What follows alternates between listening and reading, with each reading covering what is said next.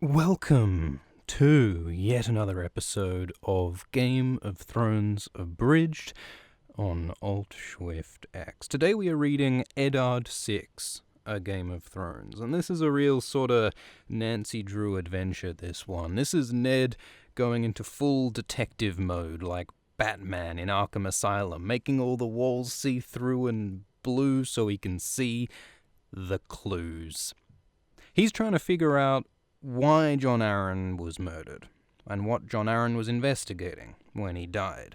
And so, under the advice of Littlefinger, Ned has gone and seeked out a bunch of individuals who supposedly can help him in his quest to uncover the truth. But before he can get on to his sleuthing, he is in a meeting. One of those infernal meetings with the small council, as he is, after all, the Hand of the King. And we begin with the commander of the City Watch, Janos Slynt, complaining that he can't keep shit in order. What's happening is that, of course, they're holding a tournament, the Hands Tournament, to supposedly celebrate Ned Stark becoming Hand of the King, even though he doesn't want to have a tournament named in his honor. But all these people are coming to the King's Landing, to the city, to compete in the tournament and to spectate the tournament, and there's lots of stuff happening, and as a result, there's been a surge in crime and general chaos in King's Landing recently, which the City Watch, the Gold Cloaks, has failed to properly manage. The cops are overwhelmed, and so Janos Slynt, the commander of the cops, is complaining. And so we have a description of some of the shit that's happened in the city recently. Among all the murders and fires and robberies, they also mention a drunken horse race and the discovery of a woman's head found in the Great Sept, which is unsettling. And they also mention the heat. They mention this cursed heat that has the city in a fever. Everything's hot, everything's dripping, everything's sweltering, driving people mad. And of course this heat also has the narrative purpose of sort of just raising the general feeling of tension in this chapter. It's like in The Great Gatsby. In The Great Gatsby, it gets really hot that one day before the lady dies. Heat. And of course, it also has the whole symbolic thing of how Starks are not accustomed to the heat. They are people of the ice and the cold, and Starks, it is said, are wont to melt when it gets hot. So shit's going down. And Ned is like, okay, alright, the cops don't have enough guards, so Littlefinger, I want you to buy some new guards, hire some new guardsmen, and also I will choose to donate some of my own men, some of Ned Stark's own guardsmen, to join the City Watch, which is very generous of Ned. And importantly, it's also something that makes him less safe. He's giving 20 men to the Gold Cloaks, out of a total of, I think, 50 he had at the start. So while he is doing a good thing for the city, Ned is now less protected, which only makes things easier for his eventual destruction. But we're not up to that yet. So he does that, and the other council members sort of talk in their snarky but ultimately ineffectual ways about this tournament. Pycelle talks about how, this tournament, it gives the great a chance at glory and the lowly a respite from their woes. So it's interesting to see an explicit sort of reminder of the status system here in King's Landing. The great and the lowly. It is crazy that there, like, mainstream society had, like, not only, like, super stratified social strata, but actually, like, they explicitly talked about it, right? Like, people openly believed that, the rich and powerful people are better humans than the poor people. It's almost like they're a different species. Now, of course, the rhetoric's changed. The reality is perhaps not as much as we'd like, but hey, we're getting there. And also Littlefinger talks about how It also makes certain individuals quite rich, having this influx of people come to the city. And he mentions all the brothels and the whores. He says the whores are walking bow-legged and jingling with each step. So Littlefinger, who of course owns many brothels, is profiting off this tourney. There's some other banter, not terribly important. They mention Stannis and how Stannis is a sort of a grim, tooth-grinding sort of a man. They say he walked into his marriage like a man marching to a battlefield with a determination to do his duty, like a Catholic or something. And they also mention that Stannis is off at Dragonstone. Stannis has left King's Landing and gone to Dragonstone without explaining why. And of course we know that Stannis is freaked out by the death of Jon Arryn, because he was hanging out with Jon Arryn and investigating the whole incest bastard thing when Jon died. So Stannis is freaked out and he's fled to Dragonstone, and we'll find out later.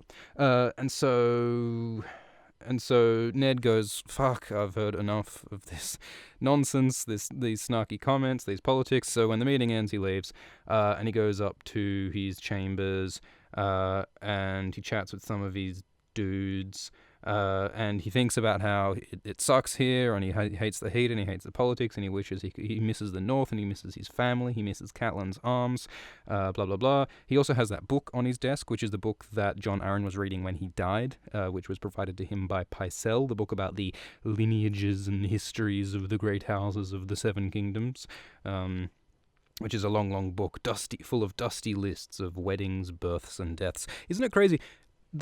They had to write down in these great big books all the lists of the births and deaths, and if you wanted to know when someone was born or when they died, you had to go to a library and look it up.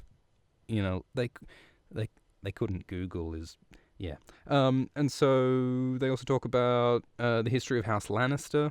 They talk about Lan the Clever, who winkled the Castleleys out of Casterly Rock, and Ned wishes he could winkle the truth out of this damnable book. There's a bit of truth winkling discussed. And then Jory Castle comes back, and Ned's like, yeah, we're going to go out and talk to some peeps, because I'm going to put on my investigation hat.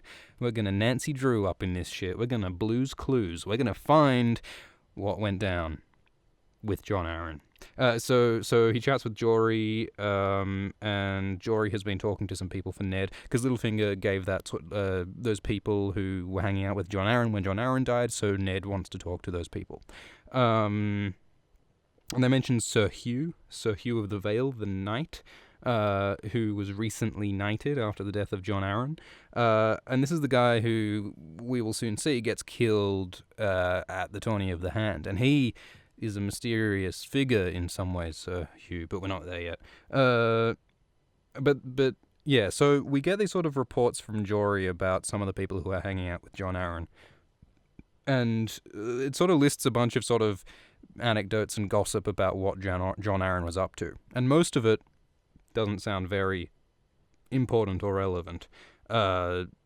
But there are a few little bits and pieces here that are interesting in hindsight. So one of the things that they mention about Jon Arryn is that he'd recently taken a great interest in the breeding of hunting hounds, which sounds like it's not important, but of course, what this all comes down to is like genetics, right? So the big mystery here that Ned's trying to uncover is that Joffrey, Baratheon, Myrcella, and Tommen are not the children of Robert Baratheon, but are actually the children of Jaime Lannister and Cersei Lannister.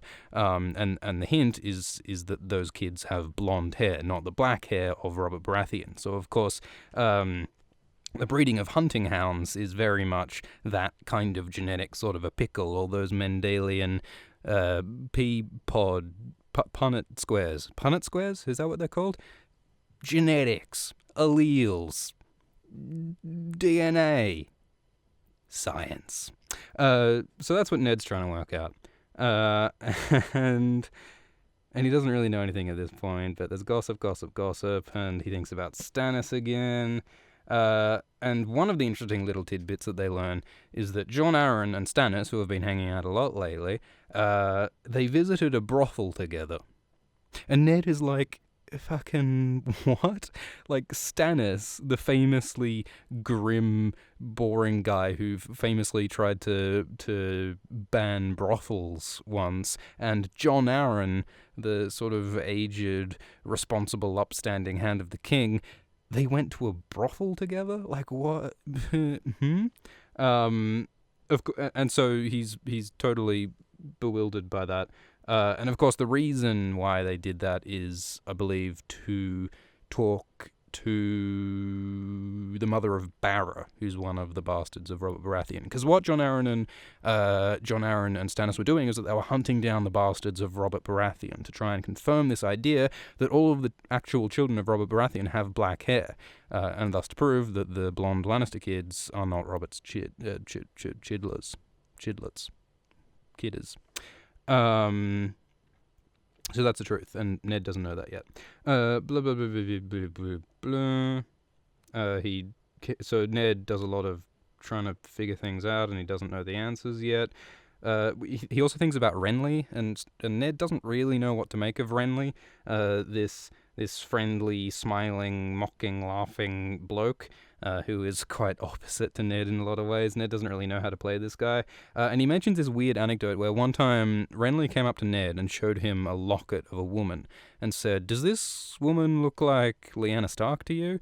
And Ned was like, kind of, I guess. And apparently that woman in the locket was Marjorie Tyrell. And Renly, as it turns out, was trying to determine if Marjorie Tyrell looked like Lyanna Stark because he was hoping to marry Robert Baratheon to Marjorie, and he figured that Robert would be more likely to like Marjorie if Marjorie looked like Lyanna Stark, who is the girl who Robert Baratheon fell in love with prior to Robert's rebellion. That was a long sentence. But that was a plot that Renly was involved with, because Renly is, of course, tightly intertwined with the Tyrells. He's got Loras whispering in his ear, and probably into other orifices. I wouldn't know. So that's a thing.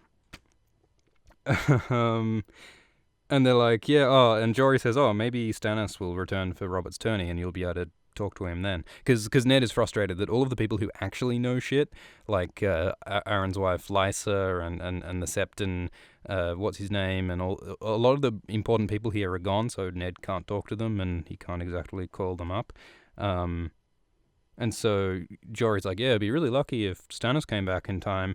It would be a stroke of good fortune. And then Ned says, stroke of good fortune. In other words, not bloody likely. His smile was grim.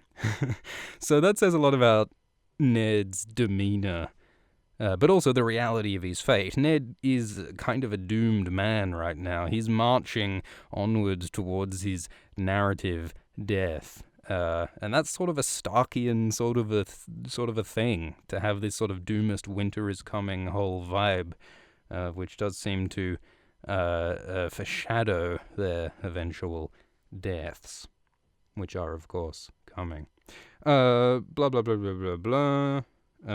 So Ned heads off to go to another person who apparently Jon Arryn talked to, who was an armorer at the Street of Steel. So he heads off there, and we get some description of the city, and we also get a description of, like, sort of the life of some of the common people who are sort of hanging around, boys dueling with sticks, and women throwing slops out of windows, and blokes selling turnips, all that sort of stuff. They also see a contingent of men arrive at the city, led by Lord Beric Dondarrion. So we have this description of Lord Beric, who is this dashing figure, a young lord on a black courser with red hair and a beautiful cloak, and he's arrogant, and he's sort of playing the crowd, and he's saying, I'm gonna win the tourney, and everyone's cheering, and everyone loves Lord Beric. And Lord Beric is, of course, that dude who, through a long series of events, turns into a multiply resurrected, slightly Batman-esque, unkillable Robin Hood fighting for the common folk from under the Hollow Hill, corpse man, fire-filled, religious zealot, one-eyed bloke. That's who Beric Dondarrion turns into. But for now, we have this first glimpse of him as this dashing young knight who is so very different to the character he becomes by the end of his arc.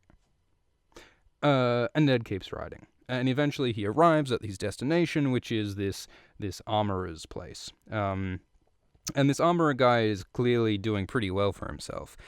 His armory shop is quite large. The double doors are carved with a hunting scene, and the doors are made of ebony and weirwood. And weirwood is, of course, that magical tree stuff. You'd think it's quite expensive, and it also has that sort of mystical connotation, which is slightly curious. But the bloke comes out, Tobo Mott. He's the armorer, the master armorer, and the merchant, and he's got a heavy silver chain with a sapphire large as a pigeon's egg on it, so he seems pretty rich, and he's all sort of smiling and bowing and sucking up to Ned, because of course he recognizes Ned as the Hand of the King, an important political figure who, you gotta cozy up to if you're a merchant in medieval society. And he brags about how his craftsmanship is second to none, and he's such a great armorer, and he makes the best stuff. He says his work is art, and he's a foreigner as well. He's from, where's he from? He's from one of the free cities. Qohor. He came from Qohor, and he brags that when he was in Qohor, he learned the secret of how to work Valyrian steel. He knew the spells, which meant that he could take Valyrian steel weapons and melt them down and forge them into a different kind of thing. Which of course happens later when Tywin Lannister requests Tobo to reforge Ice, Ned Stark's Valyrian steel sword, into two other Valyrian steel swords, Oathkeeper and Widow's Wail.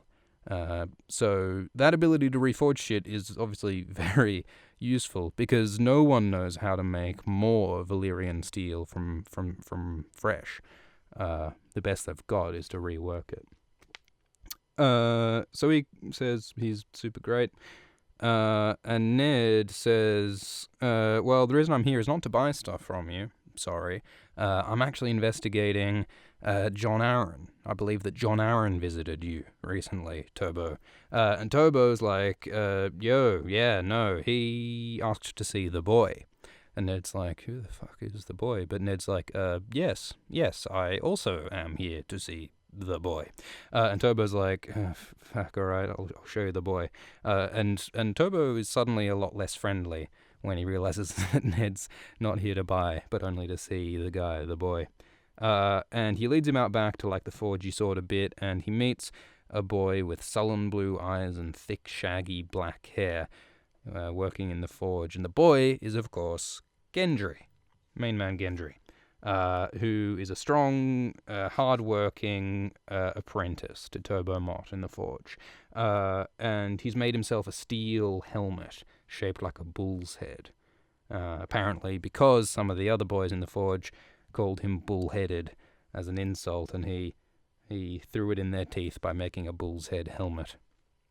That seems to be like a sort of a repetition of Tyrion Lannister's whole idea of whatever people insult you with, make that your identity. Gendry was criticized as being bullheaded, so he makes himself a bull helmet, and he literally wears it like armor, which is Tyrion's advice to Jon. So that's a recurring idea throughout the series. George Martin seems a big fan of taking your criticisms and making them yourself and your armor. And they just sort of chat, and they ask about Jon Arryn, and Ned's like, alright, so why was the Hand of the King and Stannis interested in this random kid? What's going on here? And he's trying to sort of figure it out, and then Gendry mentions that Gendry's mother, had yellow hair, and Ned observes that Gendry has a head full of black hair. So Ned is maybe a bit slow on this sleuthing side of stuff, but you can hear the cogs turning in Ned's Starkian frost-fanged brain. He's starting to catch on that hair color, it might be an important thing that Jon Arryn was investigating. But Gendry's being a bit sort of sullen, and finally Ned sort of gets the impression he doesn't fully work everything out, but he sort of gets, all right, I've sort of understand what's going on here. And then he asks, oh, so who paid for this boy to be your apprentice? Because apparently that's the system. Someone has to pay money for the boy to be accepted as an apprentice of the armory, which you'd think might go the other way around, paying for labor instead of being paid to accept labor, but yeah, welcome to medieval whatevers. And Turbo's like, oh, no, I accepted the boy for free. I didn't accept any money to take Gendry. And Ned's like, fucking, no, you've got a sapphire hanging from your neck the size of a pigeon's egg. You don't get that rich by not accepting fees. And so Ned sort of pushes the guy, and Turbo eventually admits that, yeah, I was paid to accept Gendry. I was paid double the usual rate, in fact, and I was paid by this mysterious figure. And Ned's like, what? Who was this mysterious figure who paid for Gendry to be your apprentice? And we get this description of a man who is stout and round of shoulder, with a hood shadowing his face, so we never quite saw his face. He also had a brown beard. And apparently this person paid him double to accept Gendry as his apprentice and not to tell anyone about it. And Ned's like, oh, hang on, here's a mystery. And we never get the answer explicitly in the text about who this mysterious patron is. But the likely answer is Varys. Varys, of course, is like, in the books at least, like a master disguise guy. He likes to put on the fake glasses and moustache to go and sort of play fake faces, almost like a faceless man, but he's not a faceless man. Point is, Varys mentions in the text that he took measures to protect the bastard children of Robert.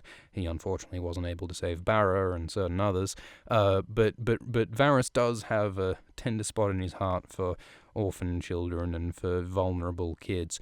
Varys is kind of a giant psychopath who engineers, like, world-scale conflicts for his own personal reasons. Varys has a complex ethical... But anyway, it's likely that what happened here is that Varys paid to have Gendry become the apprentice of Tobo Mott in order to protect Gendry. That's probably what's happening here. And Turbo's like, but look, the kid's my apprentice, and I don't think you should be inquiring into his shit. I'm protecting him, and it's none of your concern what his deal is, because I'm protecting this kid. And Ned thinks, yeah, I like this Tobo Mott guy.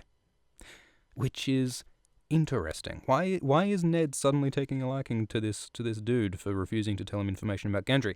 Here's a reason. Because Ned's whole fucking deal with Jon Snow, if you subscribe to the R+L=J theory, which is rapidly becoming as much of a theory as fucking germ theory at this point, I mean, it's almost certainly true, Ned protects Jon Snow by refusing to reveal the truth about Jon Snow's birth and origins. The likely truth being that Jon is the son of Rhaegar Targaryen and Lyanna Stark, and not the son of Ned Stark and some random woman.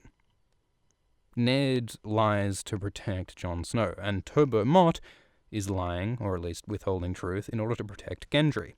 So Ned feels a natural liking to this Tobo guy. Which is cool. It's just one of those fucking many little giblets of supporting information supporting the whole R+L=J theory. And it's just a cool little character anecdote. But anyway, Ned leaves. Ned leaves the blacksmith place and he leaves. But he still hasn't worked it out. Because at the end of the chapter he says, but what had Jon Arryn wanted with a... Oh, well, yeah, so they have a bit where they acknowledge that Ned has worked it out that Gendry is the son of King Robert Baratheon because of the black hair and the blue eyes. So Ned sort of made step one of the figuring it out process. He's realized that the children of Robert Baratheon have black hair and blue eyes, but Ned has not yet made that second cognitive leap of realizing, the Lannister children, Joffrey and Tommen and Myrcella, are blonde, not black-haired, so they're probably not Robert's children. Ned has not yet worked that out. He is still turning those clockwork cogs in his brain hole. So for now, Ned does not know the truth, because he's kind of a poor sleuth. But anyway, that was another chapter of Game of Thrones Abridged with Alt Swift X. Thank you all for following this silly series, and I will have a new episode for you soon. Cheers.